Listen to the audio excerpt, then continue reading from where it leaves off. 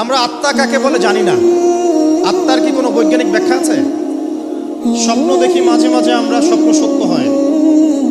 অনেক সময় অনেকের স্বপ্ন সত্য হয়, কোরআন তার সাক্ষী। অনেক সময় অমুসলিমের স্বপ্ন সত্যি হতে পারে, কোরআন তার সাক্ষী।